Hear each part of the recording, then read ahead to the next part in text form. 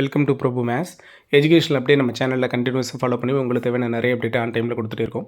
So அந்த வரிசையில் பார்த்தீங்கன்னா குரூப் 2 மெயின் எக்ஸாமை மறுபடியும் கண்டக்ட் பண்ணுங்கள் அப்படிங்கிற கேஸ் வந்து இப்போது மதுரை ஹைகோர்ட்டில் போயிட்டுருக்கு.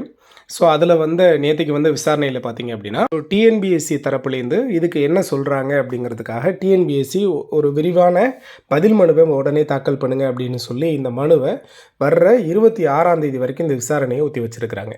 சரியா? டிஎன்பிஎஸ்சியில் அப்படி குரூப் 2ல் என்ன தான் பிரச்சனை அப்படின்னு பார்த்தீங்கன்னா, ஃபஸ்ட்டில் உங்களுக்கு ப்ரிலிமினரி எக்ஸாம் நடந்தது. சரிங்களா? துவக்கநிலை தேர்வு நடந்தது. அந்த துவக்கநிலை தேர்வுலையும் இப்போ இந்த மனுவை போட்டவங்க சரியா திரும்ப எக்ஸாம் கண்டக்ட் பண்ணுங்கன்னு மனுவை போட்டவர் இந்த துவக்கநிலை எக்ஸாமில் பாஸ் பண்ணிடுறாரு. ஸோ குரூப் 2 மெயின் எக்ஸாமுக்கு அவங்கள கூப்பிடுறாங்க. ஸோ குரூப் 2 மெயின் எக்ஸாம் பார்த்திங்கன்னா நமக்கு தமிழ்நாடு ஃபுல்லாக February 25ஆம் தேதி கண்டக்ட் பண்ணாங்க. ஸோ 2 செஷனாக நடக்கும். மார்னிங் செஷனு அதே மாதிரி ஆஃப்டர்நூன் செஷன், இந்த 2 செஷனாக நடக்கும். இதில் மார்னிங் செஷன் எழுத போய் உட்கார்ந்துருக்கும் போதே என்ன பண்ணிட்டாங்க, நிறைய பேருக்கு அவங்களுக்கு கொஷின் பேப்பர் கொடுக்குறாங்க. கொஷின் பேப்பரில் இருக்கிற புக்லெட் நம்பரும் ஸோ ஆன்சர் சீட்டில் இருக்கிற ஸ்கிரிப்டில் இருக்கிற ரிஜிஸ்ட்ரேஷன் நம்பரும் மாறி இருக்குது.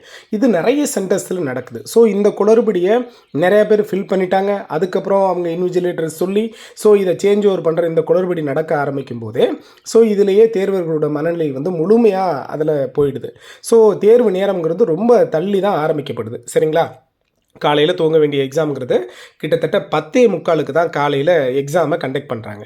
ஓகே, இது போயிட்டு இருந்தால் கூட ஆஃப்டர்நூன் எக்ஸாமுக்கும் நாங்கள் டைமை எக்ஸ்டெண்ட் பண்ணி கொடுக்குறோம் அப்படின்னு சொல்லி ஆஃப்டர்நூன் எக்ஸாமும் பார்த்திங்கன்னா 2:30 மணிக்கு கண்டக்ட் பண்ணுறாங்க. ஆஃப்டர்நூன் எக்ஸாமுக்கு நாங்கள் டைமை எக்ஸ்டெண்ட் பண்ணி கொடுக்குறோம் அப்படிங்கிற நோட்டிஃபிகேஷன் ரிலீஸ் ஆனால் கூட எக்ஸாம் எழுதுகிற எல்லாரும் ஒன்றும் ஃபோனை வீட்டில் வச்சுட்டு வந்திருக்கலாம். ஸோ அவங்களுக்கெல்லாம் நிறைய பேருக்கு தெரியல, அந்த டைமிங்கே தெரியல.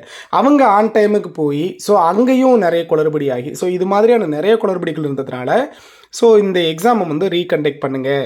ஸோ நிறைய மாணவர்கள் இதனால் பாதிக்கப்பட்டிருக்கிறாங்க அப்படின்னு சொல்லி அவங்க ஹைகோர்ட்டில் மதுரை கிளையில் மனுவை தாக்கல் பண்ணியிருந்தாங்க. ஸோ இதை விசாரித்த ஹைகோர்ட் ஜட்ஜ் பார்த்திங்கன்னா GR Swaminathan sir. So TNPSC இதுக்கு தகுந்த பதில் மனுவை முதல்ல அளிக்கட்டும், அதுக்கப்புறம் பார்த்துக்கலாம். இந்த விசாரணையை நம்ம அதுக்கப்புறம் தள்ளி வச்சுக்கலாம், அல்லது இது சம்மந்தமாக என்ன முடிவு எடுக்கலாம் அப்படிங்கிறத பார்க்கலாம் அப்படிங்கிறதுக்காக டிஎன்பிஎஸ்சிக்கு டைம் கொடுத்து ஸோ பதில் மனுவை தாக்கல் பண்ண சொல்லியிருக்கிறாங்க. ஓகேவா? அப்டேட் கொடுத்துட்டே இருப்போம். மறக்காம சேனலை சப்ஸ்கிரைப் பண்ணிக்கோங்க.